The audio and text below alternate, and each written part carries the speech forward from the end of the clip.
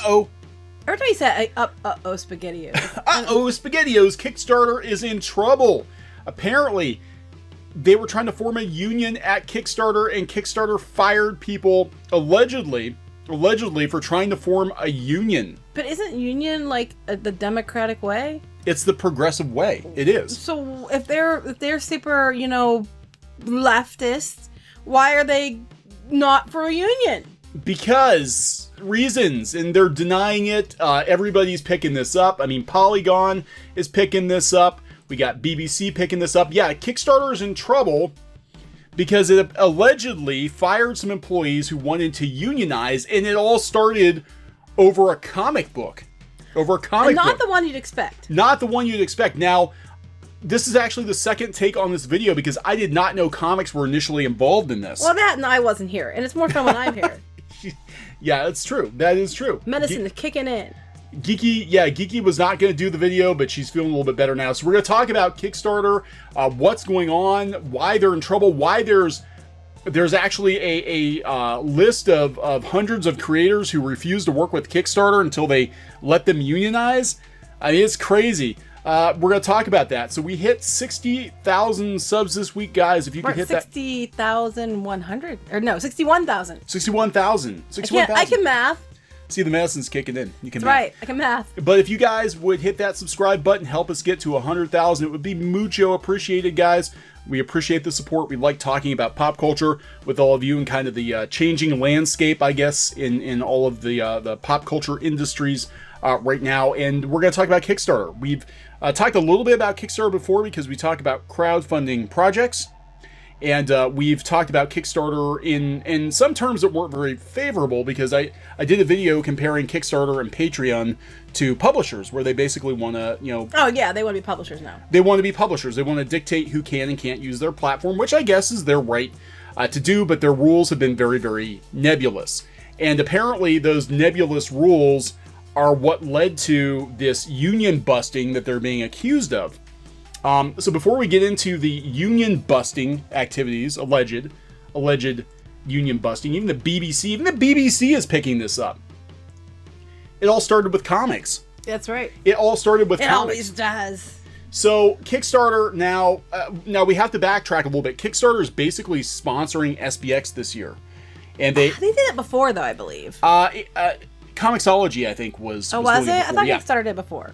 So this year they're more involved. They're giving out table grants. They're sponsoring all kinds of panels and events and stuff. Oh, great. So it's all what they want. Well, yeah. Well, I mean, tables at SPX are crazy expensive. Just like a half a table is expensive. Yeah, it is, but it's fair. How they do it is fair. Now, before we get into this, I want to point out that Kickstarter last year hired a DC Comics editor to basically curate the comic book content on Kickstarter. Exactly as you'd expect it to. She said that she is stoked to raise up the comics community. This is Camilla Zhang, or Zong, I think it's Zhang. I'm stoked to raise up the comics community, especially marginalized creators. As a queer woman of color, it's very personal. It's a personal mission of mine to highlight LGBTQIA and POC comics. I just can't. I'm sorry. Go ahead. So she said in the Q&A, specifically, I want to nurture those who may not be confident when it comes to self-promotion. There's a lot of people who are like that aren't LGBTQIA or POC. There are people, that are just shy in general. I'm just saying. So, yeah, there are people who deserve a larger audience. So basically, she came into this saying, I have an agenda. These are the kinds of people I want to promote. Right. Clearly. Over other creators on Kickstarter. And I think Kickstarter has suffered for it because if you look at their top performing comic book campaigns, you're not seeing these massive 6-figure campaigns like you used to see. You're seeing them on Indiegogo. Well, they weren't banning people from being on it. They just weren't promoting them. Yeah. I mean, but Kickstarter just seems to be kind of declining in general. Yeah, I think people are sick of them. I think people are sick of them. I mean, really, I think some of the stuff that they've done lately has just been garbage. So people are just like, don't care. We'll go to Indiegogo. So, and this is where all this comes together. So just to put this in focus, Kickstarter last year hired a gatekeeper, basically, to gatekeep comics. And they're right. They can do whatever they want to do. But we have somebody who's part of the mainstream coming into the crowdfunding scene, which was supposed to bypass the gatekeepers. Yeah, it's kind of the point of doing it yourself. Right. So what happened was Richard C. Meyer. Dun, dun, dun. You can't say that name. Richard C. Meyer, Diversity in Comics, YouTuber turned comic book writer, wanted to bring his G.I. Joe-esque comic to Kickstarter, very PG-13 book, and Kickstarter shot him down because people at Kickstarter did not like his YouTube channel. Yeah, that's what it was. I mean, it was very nebulous how this whole thing went down. They never gave a specific reason. That's not the reason they gave, but that's why. Right. And as we find out, so he went to Indiegogo, which basically kickstarted Indiegogo, because Indiegogo at that point hadn't had a lot of really huge comic book projects. Right. Indiegogo was kind of where you went if you couldn't sell or crowdfund your comic on Kickstarter. Well, Indiegogo was a backup. For people in other countries or for whatever reason, Indiegogo was not your first choice for comics. He went on there, he did hundreds and hundreds of thousands of dollars, was followed by people like Ethan Van Sciver and Doug TenNapel, who did hundreds and hundreds and hundreds of thousands of dollars on Indiegogo. Now, most of those six-figure crowdfunding campaigns are on Indiegogo and not Kickstarter. Right. So they took the money with them because of kind of clear bias against certain creators and certain kinds of content. You gatekeep, this is what happens. Right. So that leads us to where we are now, because apparently what happened was, because they banned, I'm presumably Jawbreakers, they said, well, Jawbreakers isn't allowed. There was a book called Always Punch Nazis, and they greenlit the book, and then they pulled the campaign down because one of the higher-ups at Kickstarter was like, no, if we're going to be fair... And I agree with that. If we're going to be fair, then we have to pull this one down, too. I'll give them a little bit of this for that, because they're trying to be fair. I mean, they can say, as I said, you have to be fair. If you're going to tell one person no because of certain things, you have to tell the other person no, too. I'm sorry, that's just the way it is. Well, that didn't set well with some Kickstarter employees who decided they wanted to unionize, apparently because of this. So... We'll get into this whole thing. Let's go to Comics Beat first. They talk about the SBX sponsor controversy because Kickstarter was taking the place of Amazon, because Amazon, apparently people didn't like Amazon because they were against their working conditions. So SBX gave Amazon the boot, and then Kickstarter came in, and now Kickstarter is pulling this crap with the union busting. Okay. And the problem is when you're trying to be political and you're basing your opinions on, I think, these companies' political ideologies, and they never quite live up to your standards, you're going to find yourself burning through companies and sponsorships very quickly. Well, then I guess you have to figure out how to do it yourself, SPX. I mean, right. Problem solved. There you go. Do it yourself. So earlier in the week, we, being Comics Beat, reported on cartoonists against Amazon. A coalition of creators who released a statement calling for indie comics shows to stop accepting sponsorship from Comixology and Amazon because of Amazon's business and labor practices. Okay. Although Comixology has sponsored SBX after Ignat's party in years past, in 2019, they're not involved with the show at all. Instead, SPX lists crowdfunding platform Kickstarter as a sponsor, but they're problematic too. Uh-huh. So people were really excited about this. They got a table, and they're talking about how they were giving, and I did get an email on this, that they were giving grants out to certain creators to table at SPX. Certain creators being who? People who I guess would not have gotten the opportunity otherwise. Although, wait. That's why I want to know this, because here's how SPX works. SPX is a high demand show. They do a lottery normally to decide who gets tables. Everybody who wants to be in it puts their name in it, and then there's a lottery, and if you get picked, you get picked. If you don't, you don't. That's the way it is. So why do some people get special access, special tables, special grants or whatever to make sure they get to be there? How is that fair to all the other people putting their names in? I mean, I don't know if they did, maybe they changed it this year, but in the past, I don't know what the criteria was. It has been a lottery system for a while now. It's been a lottery system for at least 4 or 5 years now, because they doubled the space. It is a high-demand show. Now, for those of you who don't know, SBX is the Small Press Expo. It's a hard show to get into because it's one of the few comic book shows where you actually... It's a book show. It's a book show. Yeah, it's a book show. It's not just comics. It's a book show. But you actually can sell your books. Yeah. That's why people want to go there, because people buy books, right? And there were some pretty big-name creators who didn't get in via the lottery system before, and they made a stink on Twitter. They did. Would you know who I am? Yeah. Now apparently, if you're a certain type of person, you get a special ticket to go. Right, and we'll talk about that. People were already complaining that the people who got the free tables weren't marginalized enough. They shouldn't have gotten them. So, yeah, everything seemed to be having a fairly happy ending until yesterday when news broke that Kickstarter was accused of firing 2 employees who were leading an attempt to unionize the company.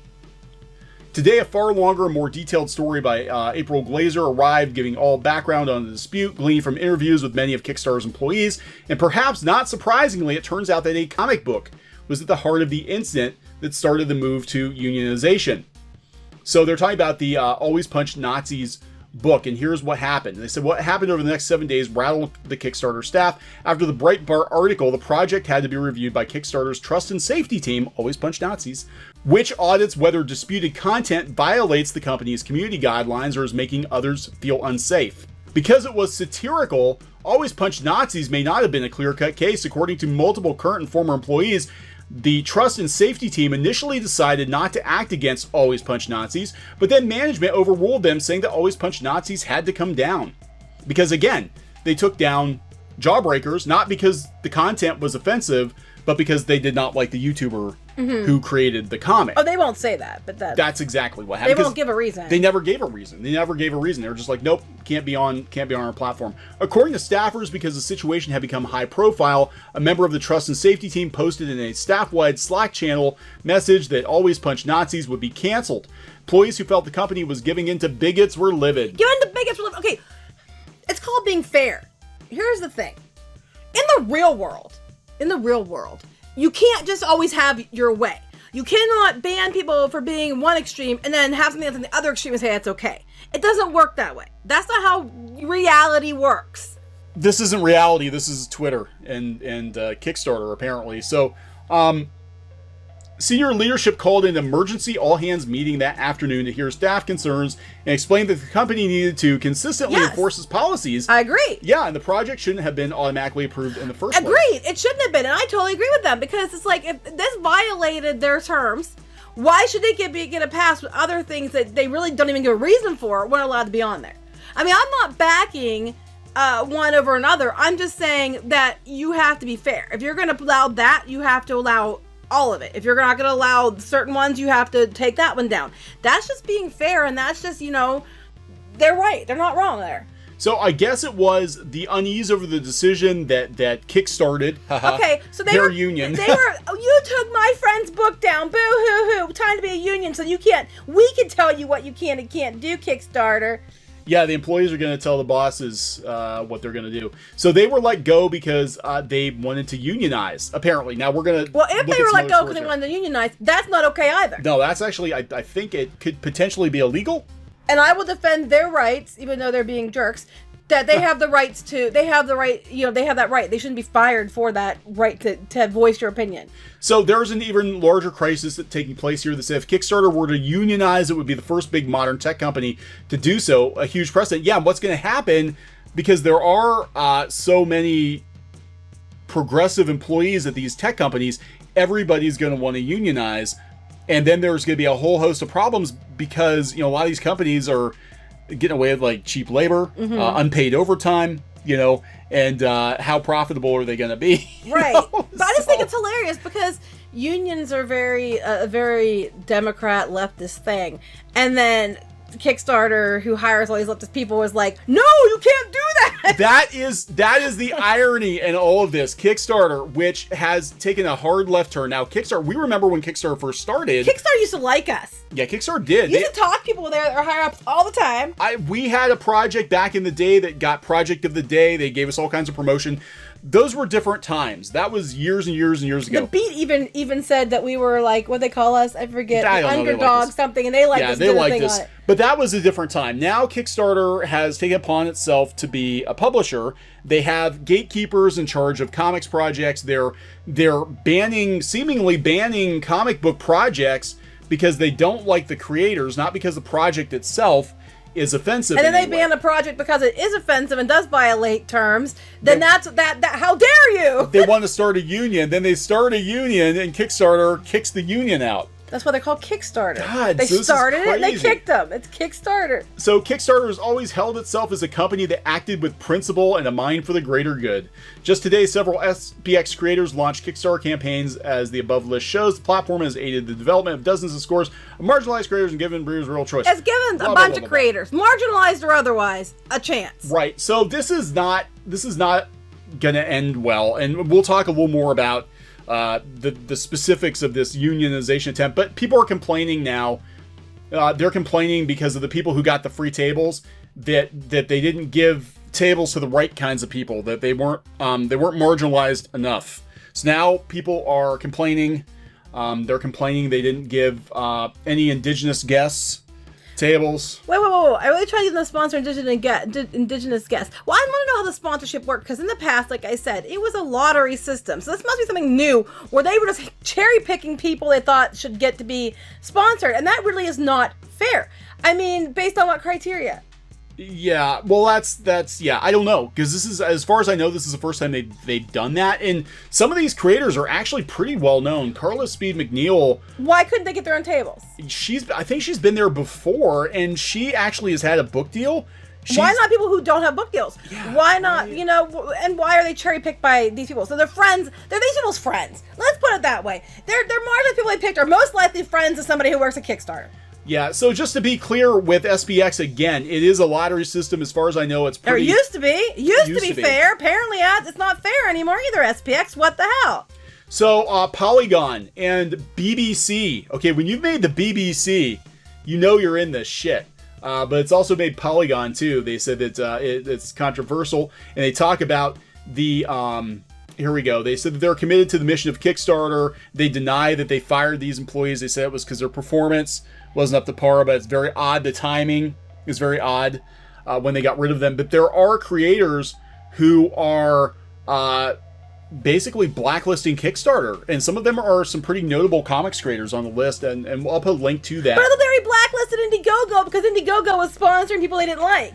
Yeah, so where are you going to go? Where are they going to go? Where are you going to go? But this is Clarissa Redwine, who was one of the employees that was let go. I guess the terms of her termination was that she had to sign a non-disparagement clause to get her severance, and she refused to sign it. Well, I kind of don't blame her on that. Look, I'll tell you the truth, and I've been in situations like that before, where if somebody told me, it's like, if you want your damn money, you're going to shut up. And, yeah, I agree with her. Like, I agree with you, Clarissa. I wouldn't have signed that either. And if they were fired over the union, they should not have been. If you're being completely fair, they should not have been fired over that. So they're saying that Kickstarter's leadership is committed to protecting our staff's right to decide if a union is the best path for them. The best path for them. Yeah, you guys can decide if you want a union, but just so you know, your performance might suffer, and we might let you go if you decide to unionize. So this is, like I said, this is very, very interesting that Kickstarter, that prides itself on being very progressive, is seemingly making decisions that don't sit well with progressives, and there's a laundry list, a very long list. Oh, you mean if you kowtow to one side, you run into problems? Yeah. See, that's why I'm on the side of being fair. I think extremists on both sides, what I call them the fringies, I think extremists on both sides, they're extremists for a reason. I think you need to find the happy middle ground where most people fall. I think 95% of the people fall in the middle ground. And you need to start working towards that, not towards appealing to certain far extremists on one side. That's just not smart. Yeah, and there's a list of people that signed basically a boycott or petition. Do we care about half of these people? No, but I'm saying a lot of them are comics creators. A lot of them have actually done really well, like Dumbing of Age, does really well. And a lot of people are saying that they're not going to bring their project back to Kickstarter until they allow them to unionize. So this is going to be interesting, because Kickstarter, in terms of comics creators, from where I'm sitting, it looks like they've already taken a hit in credibility. Well, I don't understand. What do they want to unionize for? Because unions usually are there as an employee protection. That should have nothing to do with the fact that they decided to cancel that one comic. That's not what a union's for.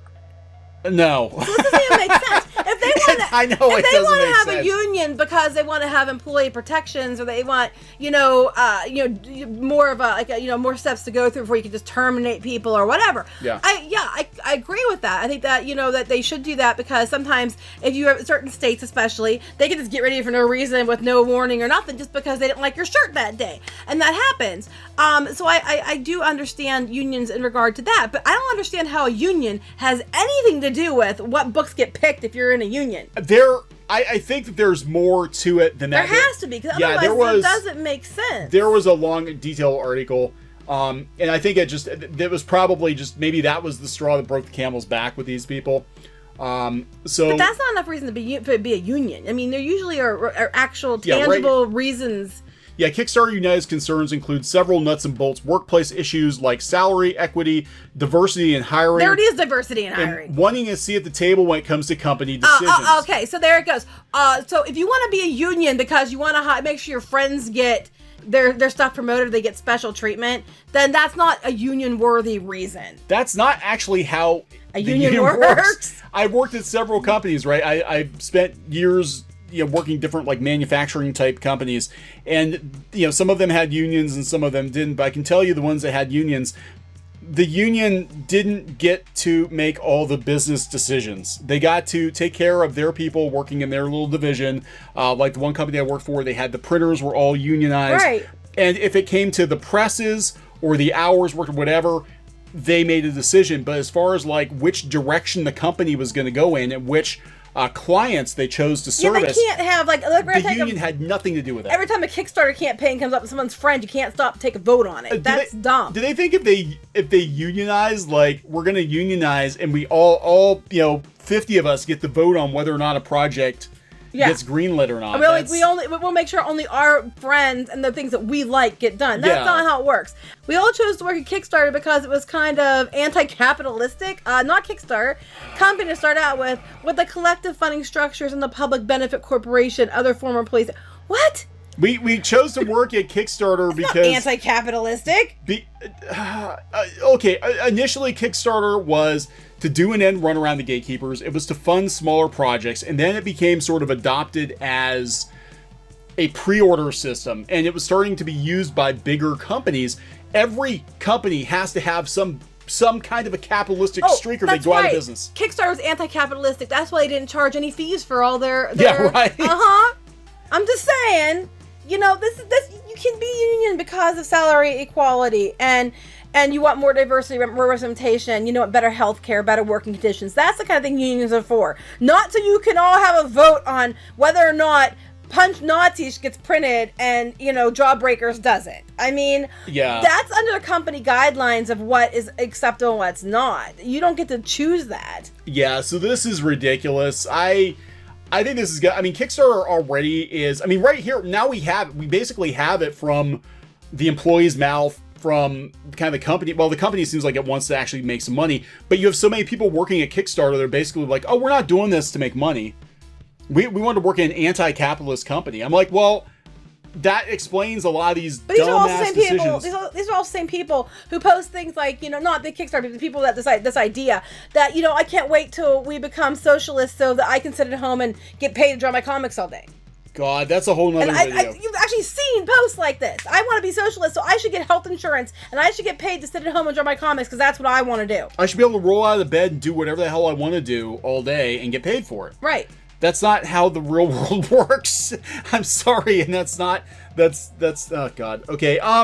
So anyway, Kickstarter. Yeah, I think this is going to be a huge black eye for them. This is going to be a flare sent up to all the progressives who have been supporting Kickstarter to stay far away from Kickstarter. Well, I'm not too happy with SPX either. If they're allowing, everybody else has to wait in a lottery system, but then certain people, because based on their marginalization, get to be given tables and stuff. I'm like, it should be based on criteria that's open to everyone, not just And I love too, because it depends on the situation too. Sometimes I'm considered marginalized as a woman. Other times I'm not, because I'm not enough check marks, to be marginalized. So it just depends on who you talk to. It's also very subjective. And the one thing about indigenous people, I'm like, did they apply? I don't know. I'm like, I don't know. Damn it, there's not enough cats that apply. There weren't enough tables given to cats. Did they apply? Well, no, but there should have been cats given tables. I'm just like, cats given tables. You want to know why the comic book industry is dying? It's because it's run by people and who are anti-capitalist. Of course you're not going to make money. Right. Of Stop course you're not hiring gonna those make people. money. Companies, if you want to make money, you don't hire people who have an aversion to making money or Right. the company making money. That's ridiculous. I'm just thinking of most any other company, and if they decided not to do something because it violated terms, and I went in there and demanded a union because I was mad that you didn't print the book that my friend made, they would say there's a door, because our state, for sure they'd say it, because our state is one of those right to work states, where they can just fire you because they didn't like your shoes that day. You know, they'd be like, don't like it. There's 100 other people waiting to take your place. So we're gonna wrap this one up. This definitely is not a good look for Kickstarter. We go to Indiegogo anyway, so it doesn't matter. Not the audience that they've been courting for the last few years are not gonna like this. So who's gonna go to Kickstarter now? They've already. I just want to see fairness. You know what I mean? I give them credit for being fair. Yeah. I mean, I give them credit for that. I mean, I go Kickstarter just because they were fair. Yeah, so, but we'll see. You can't make everybody happy. No, but then they fire people just because they want to unionize, and that's true, too. That's not fair. Yeah. So... All right, so we're going... Indiegogo. That's our takeaway. Our personal opinion is, at this point, stay away from Kickstarter. If you're going to do a comics or animation project, go to Indiegogo. That's right, but still make your own things. Make your own things. Because somebody's got to. All right, so we're going to wrap this one up. Please subscribe for more pop culture news, views, and rants here on Clownfish TV. This has been Neon and Geeky. Bye. Goodbye. Hey guys, thanks for watching Clownfish TV. Please consider supporting the channel. Go to clownfishsupport.com. That's clownfishsupport.com. And if you want to join our community, go to clownfishtalk.com. That's clownfishtalk.com. Please subscribe, ring the bell for notifications. We will talk to you next time.